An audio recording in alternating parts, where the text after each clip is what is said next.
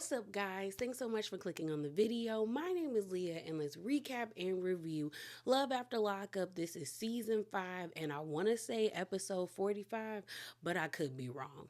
Yeah, I really could be wrong. But let's get into it. Right,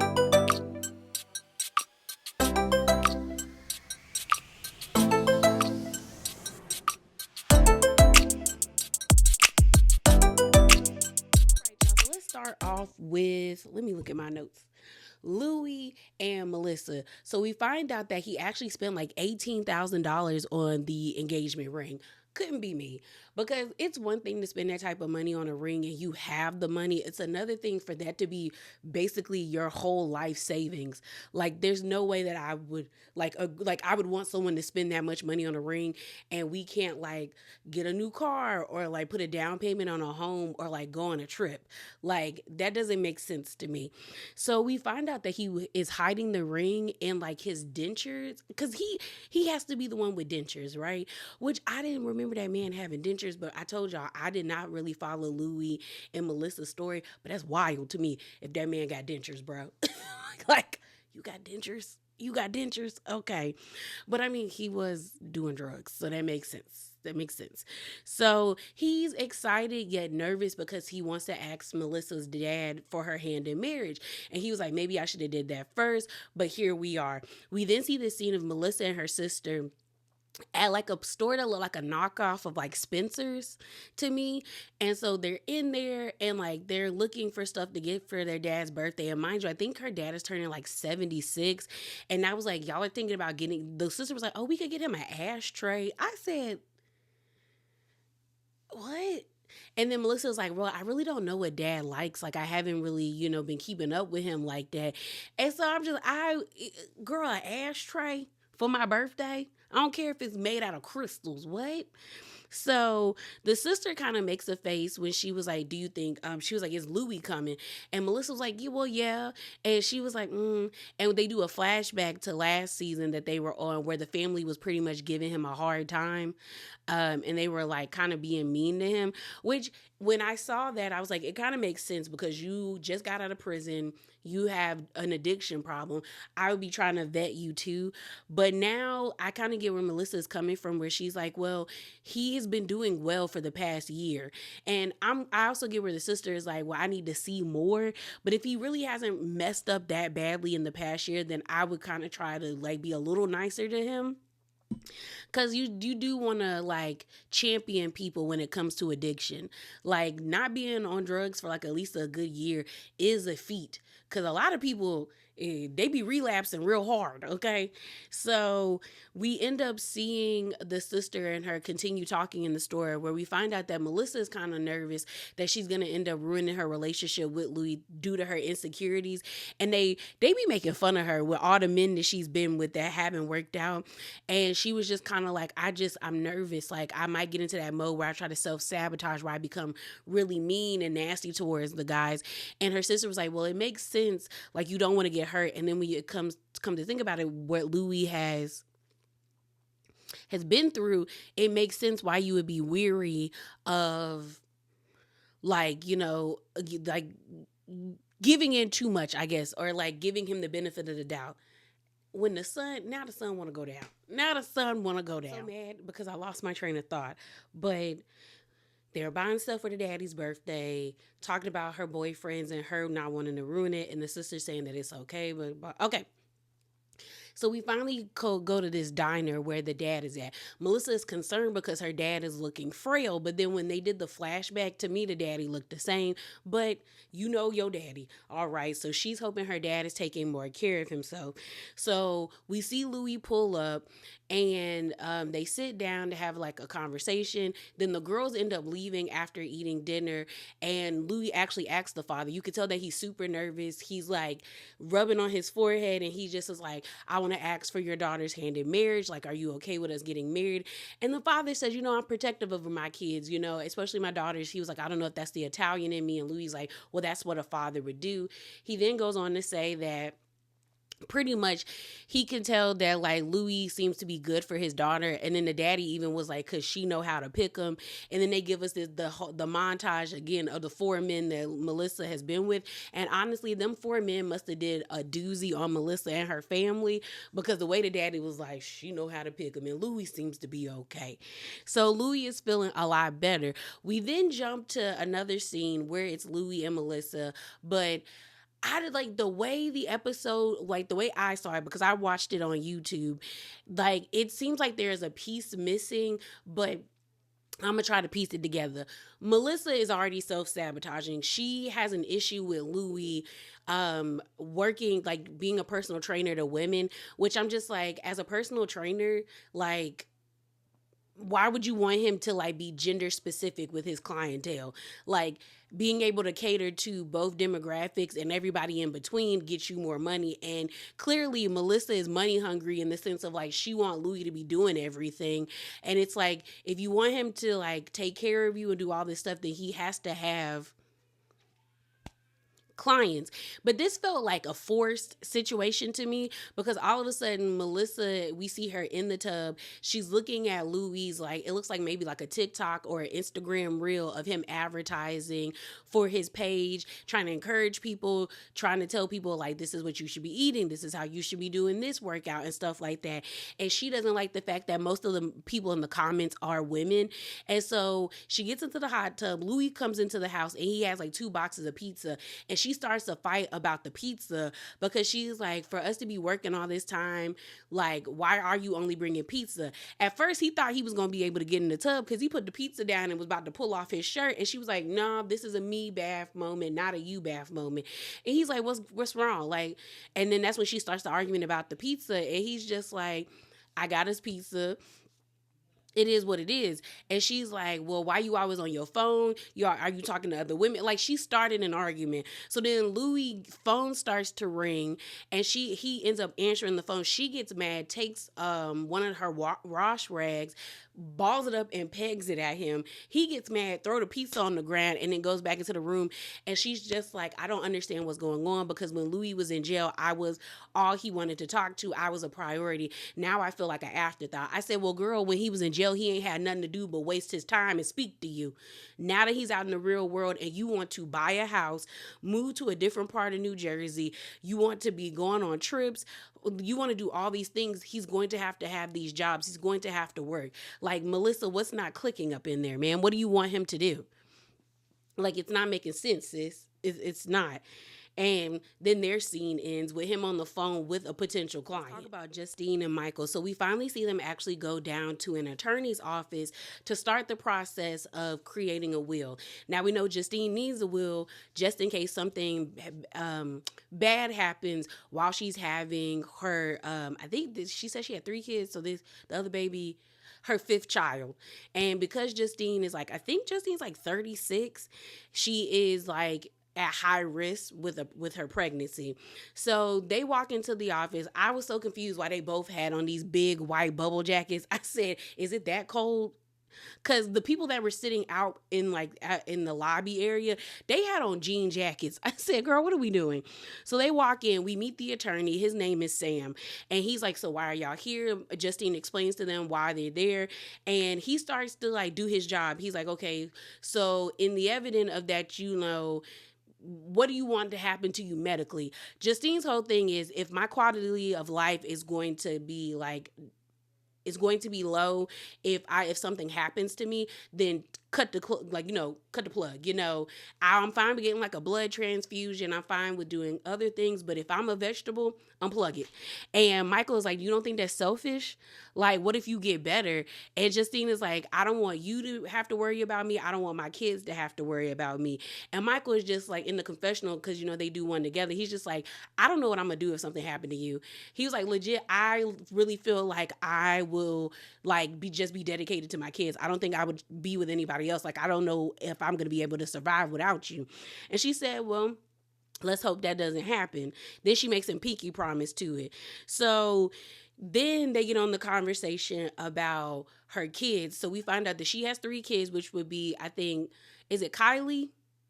no, is it Kaylee or Kylie? Her oldest daughter we saw last episode, who's like 19, and then Bentley and Santana. Santana is the one that's broke his phone and he has autism.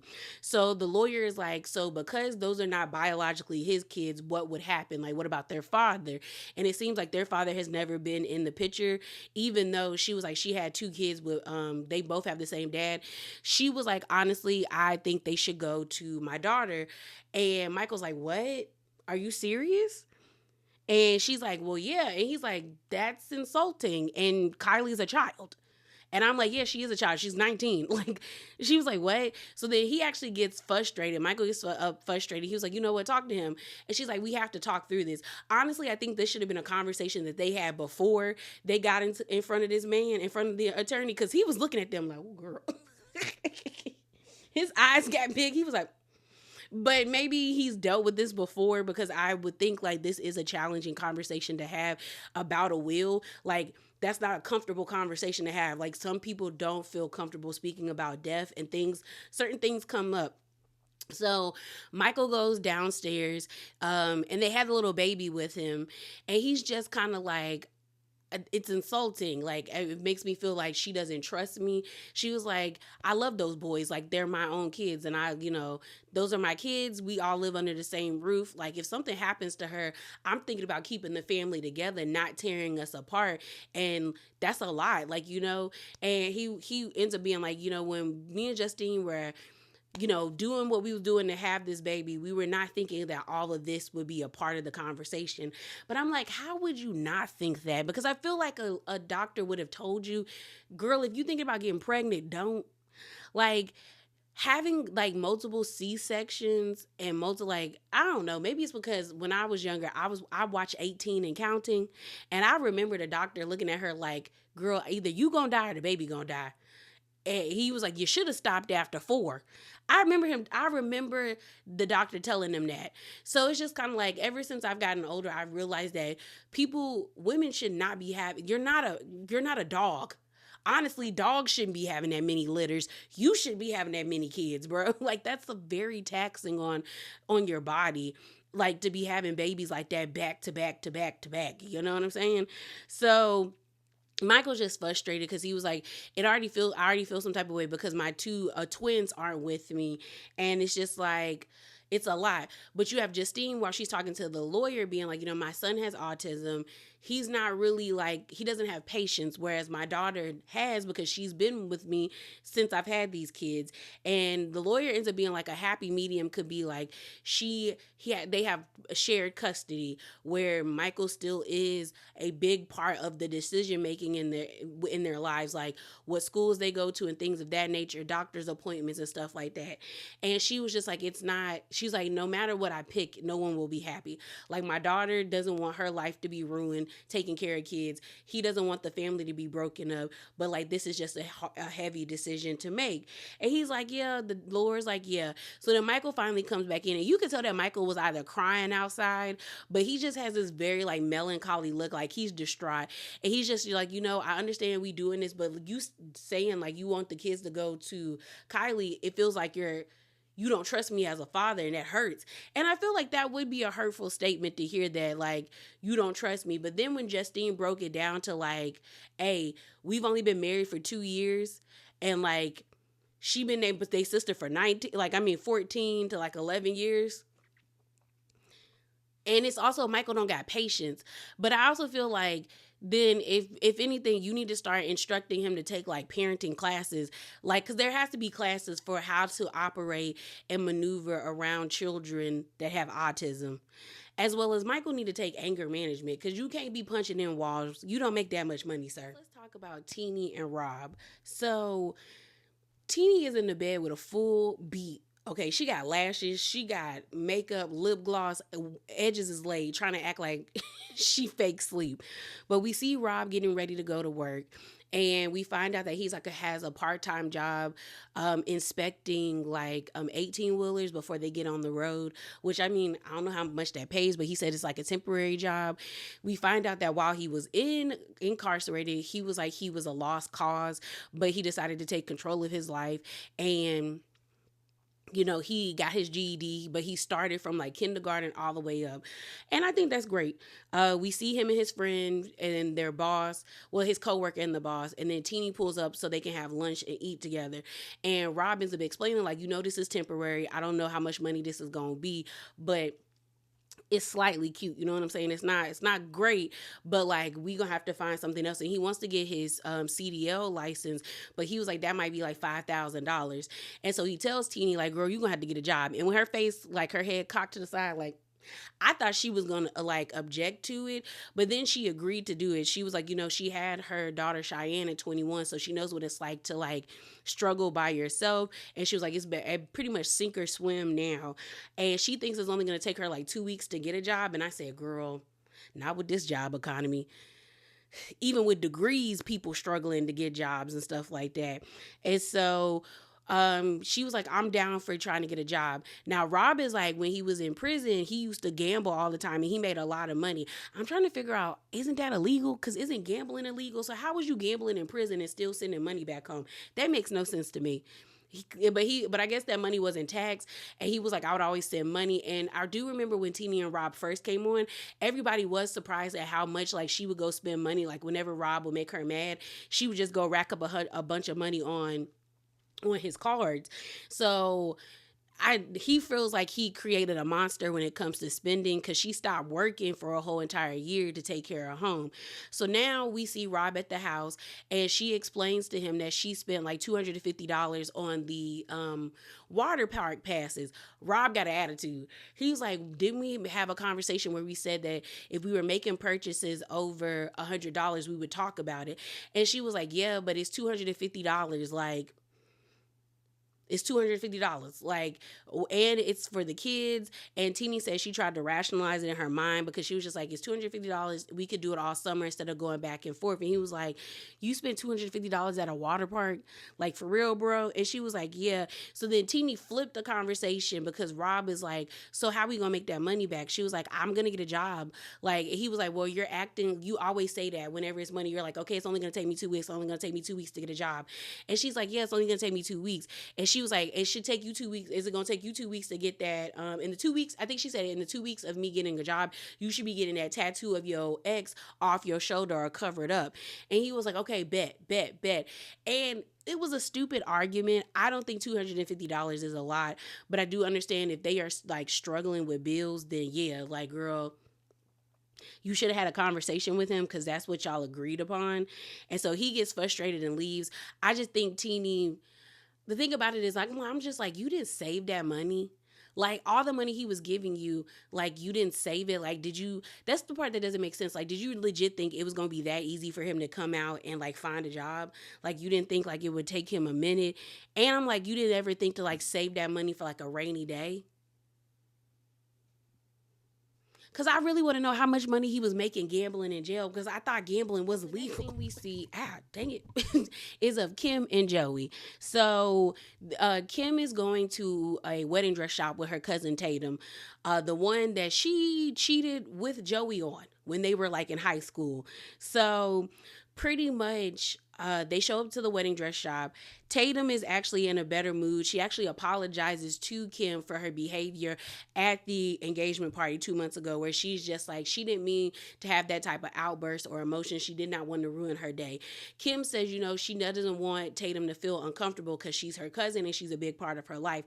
We then see this confessional with Tatum, where Tatum is like, I know Kim wants my blessing, and I'm hoping that Joey's not going to do her dirty, but it's Joey, and I don't really know. I don't know what she sees in him, but hopefully it's everything that's good.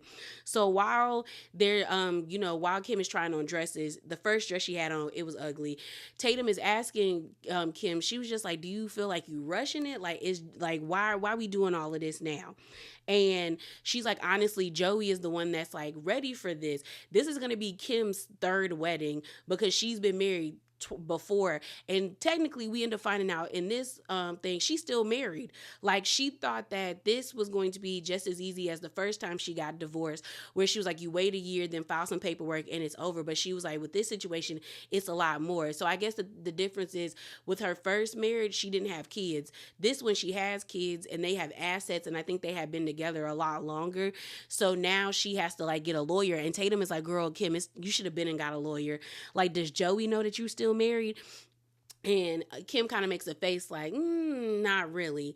And then Tatum is like, why are we here if you are still married? Like, why are we doing this? And Kim is like, because I'm still going to get married. Like, we just have to get it together. And Kim even says that she's very impulsive and like, this is just what she does. And I said, girl, because she was like, she knows she didn't do it in order where it's supposed to be like, you date, you get married, then buy a house. Well, she's like, I'm trying to get married, and we got engaged, trying to get married, and I'm trying to buy a house between all of this stuff. I said, girl, you need to sit down somewhere.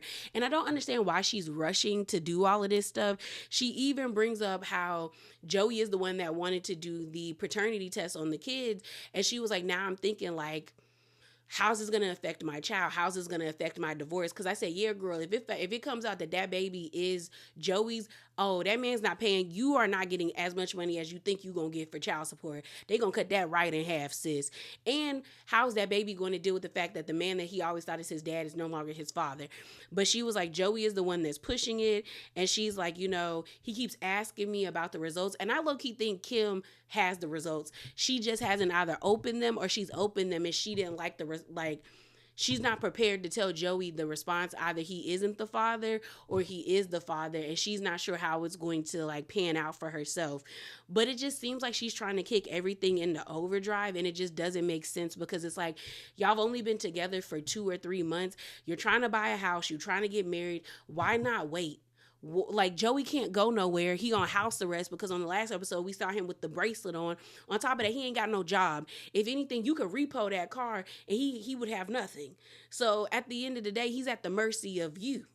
So why are we not playing that game like that? I don't get it, Kim. We have is Rock and Britney. We find out that they're not staying at the motel anymore the government approved for them. They're actually staying with Rock's mentor, Coffee. So they're at Coffee's house. The apartment is small, okay? Like, that's definitely a 1-bedroom apartment. And like, Coffee got a lot of knickknacks everywhere. Just a lot of nickery knacks everywhere. Like, it's like it was so cluttered in there. On top of that, Coffee got 2 dogs. One named Foxy Lady. The other one I think was like Georgia or Georgette or George. I didn't really see the full name. And Brittany and Rock have been sleeping on a blow-up bed in the den area. But it's like so close. And Rock was even talking about like he had to waddle to get to places. Like, it's very cramped in there. Coffee is being a great host, because Coffee is like, I'm cool with y'all staying with me. Like, y'all pick up after yourselves. Y'all real cool. But what is happening? Like, why are y'all constantly getting denied? Why is your parole officer not allowing you to go? And Brittany's like, it's not the parole officer. It's the state of Texas that won't approve us. We end up seeing them leave Coffee's apartment, and Rock and Brittany end up going to this diner. While they're at the diner, Brittany starts writing down all their finances. So they're paying for 2 rents. They're paying Coffee $350 to stay at their place. They're also paying $1,400 for an apartment they ain't lived in Texas. Then Rock lets us know in the confessional he been pulling out of his savings, and Brittany's like, they also been paying on car notes, and then she spends close to like maybe $400 to $500 on her nails. And the nails she had on, they were a pretty white set, but she had jewels on them. I said, yeah, them nails cost a lot. And I'm looking at Brittany like, okay, in what world does it make sense that you are still spending this much money on your nails and you're living in a motel? And y'all are shelling out all of this money, like waiting for Texas to approve you. Like, at some point you could have stopped. Like, they have press on nails, like nice press on nails that would cost possibly like $60 or $50 that you can buy off of Etsy, and you just glue them on. But if you like, and even the nails that I had on, the first set that I had on, I got them like at the end of September. They were like, I think $80 for me to get them on, because they were a gel set, and then the fill-in was $50. So like, eventually, like, that adds up. And so and the nails Brittany had on in this episode were pretty, but I'm just like, girl, Getting your nails done, especially as extravagantly as Britney's nails have looked, that's a luxury. Girl, that's self-care budget. Like, you got to let that go for a hot minute. So Britney kind of cops a little attitude where she was like, I haven't got my nails done in a long time. And Key Rock's like, well, we gonna have to stop that. And Britney's like, okay, well, why don't you go down to Texas without me, and then we start from there. Key Rock's like, no, I'm not doing that. And Brittany's like, why not? And Key Rock's is like, because I don't want to go down there without you. And Brittany's just like, well, go down there, start working and staying in the apartment. I'm like, yeah, that's the most logical sense. Like, you go down there while Key Rock stays with Coffee. And then once you get approved, then you can travel down there and live with your man. I'm confused, but Key Rock doesn't want to do that. So then Key Rock proposes that they get married, like they elope. And Brittany's like, I don't know about that. Like I told you, I wanted a big wedding. I wanted all my family and friends there. And Key Rock's like, no, we can elope and then we have the big wedding, but Texas is saying that you need family down there. You need to put your name on a lease. Your name's already on the lease. If we get married and that makes us family, then they would have to approve you. And so Brittany is just kind of like, I don't know. But then eventually she kind of concedes and she's like, okay. But you can tell when they're filming the outside confessional, she has this look of like, she don't really want to do it, especially when Key Rock proposes that they don't tell none of their families. And like Key Rock don't tell his mom. Brittany doesn't tell her abuela, her grandmother. And she's just like, I don't know. But okay. So then we actually see Brittany get picked up by her friend Shayla. And Shayla is like, so what we doing today? She was like, we're going to look at wedding dresses. And she like, for real? Whose idea was this?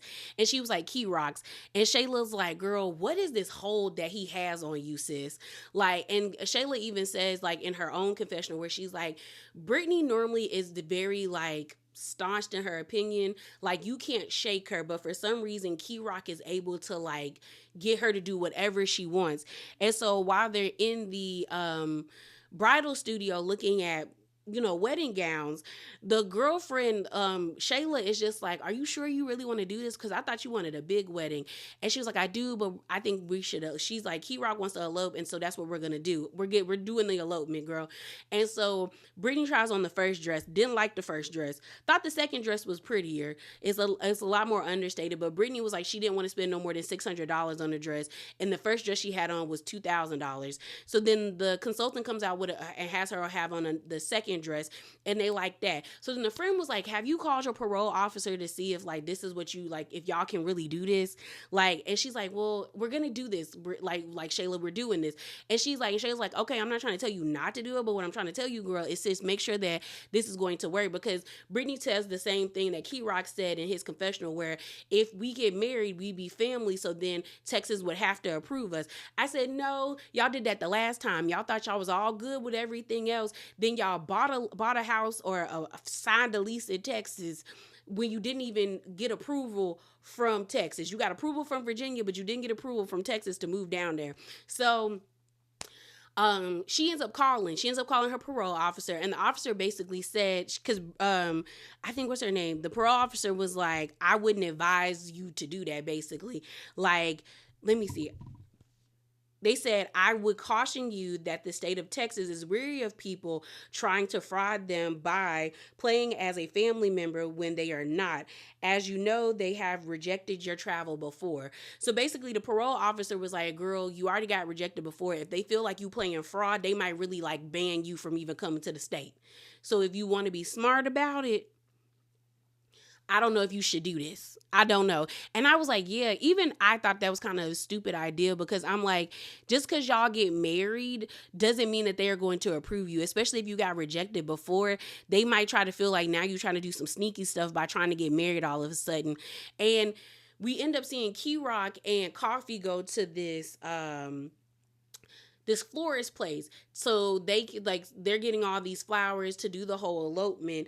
And Key Rock decides that he's going to tell his mom, even though he told Brittany she couldn't tell nobody else. But because Key Rock played in his mama's face the first time with letting her know last minute that they couldn't move to Texas, he tries to call her again this time. But when they call, they just go straight to voicemail. And then he's like, well, at least I tried. No, text your mama and tell her to call you back and tell that lady that you want to. I don't understand why they're doing doing this whole secretive like elopement. Just tell your she could Brittany could tell her abuela, and you could tell your mama, hey, we are trying to get married. We think if we get married, they'll let me move to Texas and deal with it like that. But trying to play behind, like do this behind people's backs is going to make the situation worse. And you playing in the state of Texas.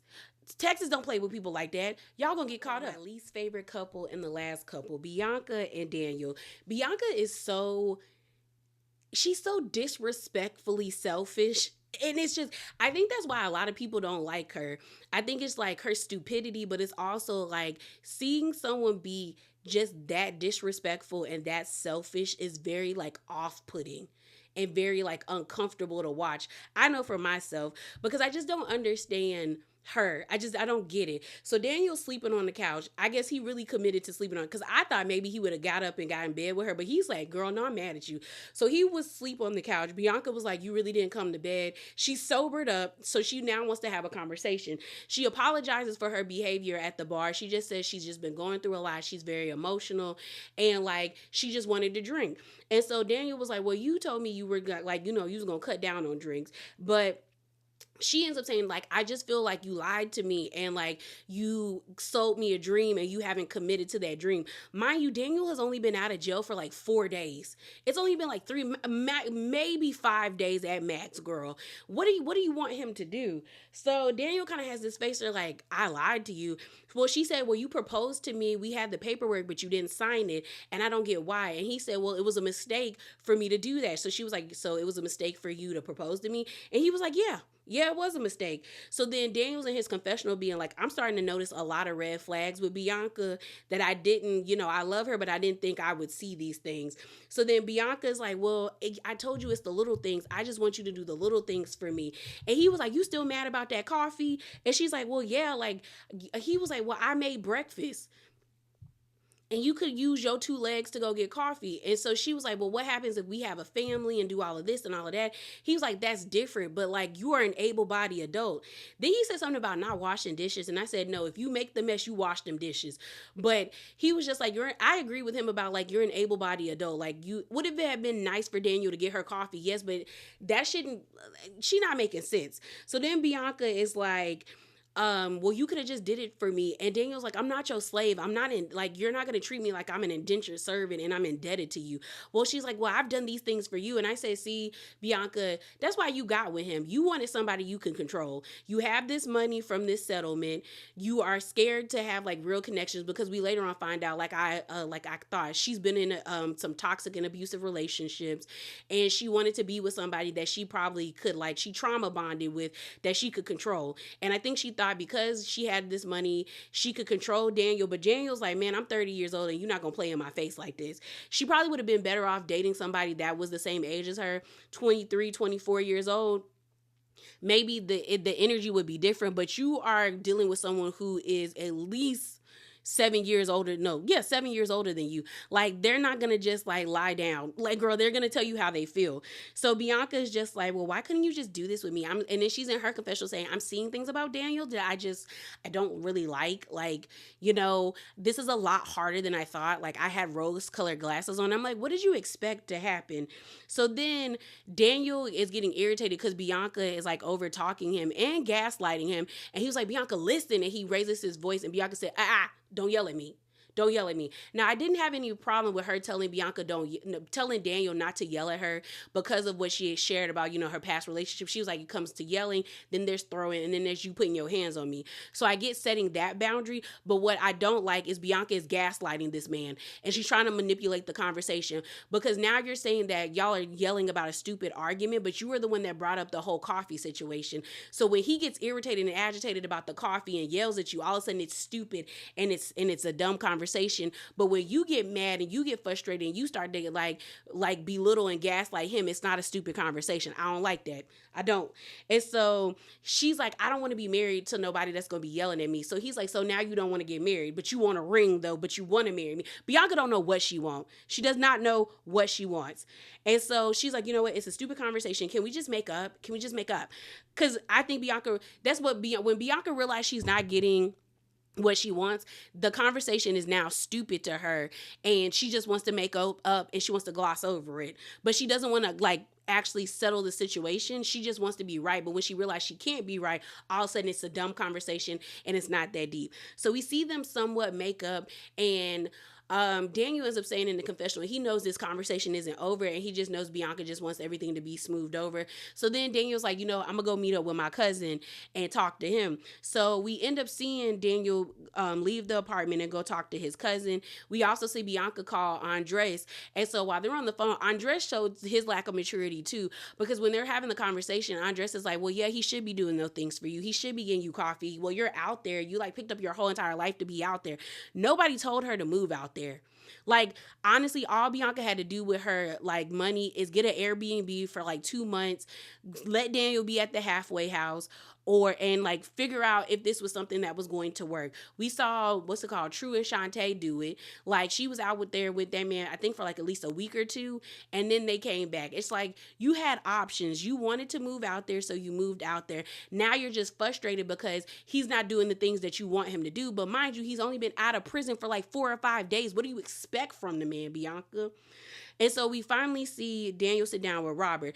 And Daniel tells Robert, I'm scared, bro. Like, she doing a lot, and this is not what I expected. Robert ends up being like, yeah, she also admitted to me she got a drinking problem.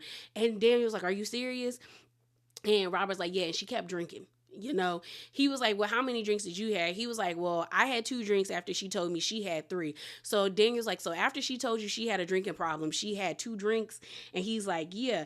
And he was like, and Daniel's like, what else did she say? And Robert was like, well, she told me about the whole foreplay thing. And Daniel was offended. He was like, why was she talking to you about that? And did you tell her, like, this is a conversation you should be having with me, your man, not my cousin? And he was like, yeah, I did, but she really wanted me to know so I could tell you to fix it, to figure it out. So now Daniel is pissed because he was like, that's not a conversation y'all should have had. Robert ends up saying he did a confession where he was like, Daniel and Bianca got issues, and if they don't figure it out, they not gonna be together for a long time. Robert also tells Daniel, like, y'all have problems to the point where I think, like, if she wanted to, she could kick you out and then you homeless. So y'all need to figure it out.